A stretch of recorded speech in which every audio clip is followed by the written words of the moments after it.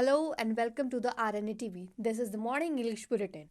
Hundreds of industrial units in Haryana Bahadur, the hub for Indian non-leather footwear manufacturers, are bearing the brunt of the ongoing farmers' agitation on Tikri.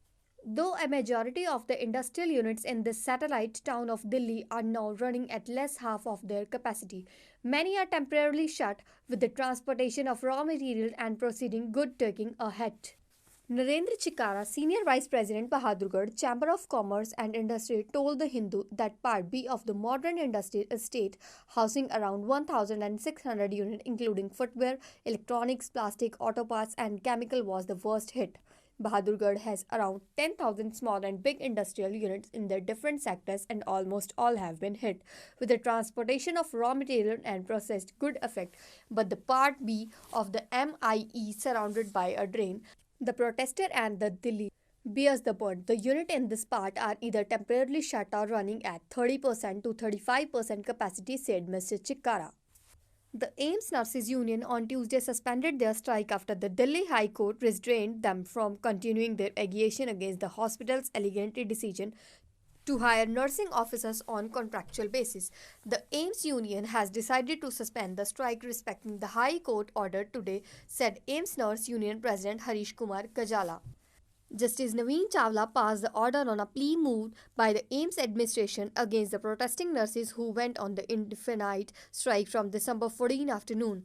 AIIMS in its plea contended that the entire hospital had come to a standstill because of the strike.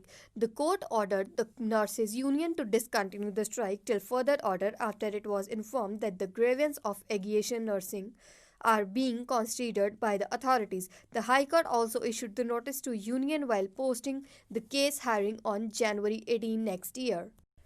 Delhi court on Tuesday accused 36 foreigners who were charge sheeted for attending a religious congregation at Tablighi Jamaat Center in Nizamuddin herein allegedly violation for visa norms and government guidelines issued in the wake of COVID-19 pandemic. Chief Metropolitan Magistrate Arun Kumar Garg accused the foreigners national from 14 countries of all charges leveled against them. The 36 foreigners were facing charge under Section 188, Section 269 of the Indian Penal Code, Section 3 of the Epidemic Disease Act 1897 and Section 51 of Disaster Management Act 2005. Around 47 charge sheets have been filed until now against over 915 foreign nationals belonging to 34 different countries in relation of the religious congregation held at Nizamuddin in March this year. The proposal of the Election Commission of India to extend the postal balloting option of the overseas elector is pending in the law. Ministry sources in the Commission said on Tuesday. On November 27, the ECI had written on the ministry proposing to extend the facility on non-resident Indians starting with the coming assembly election in Assam, West Bengal, Kerala, Tamil Nadu and Pondicherry. The ECI later stated that the conduct of election rules 1961 would need to be amended in order to send postal ballots to NRIs electronically and they have them sent back via post.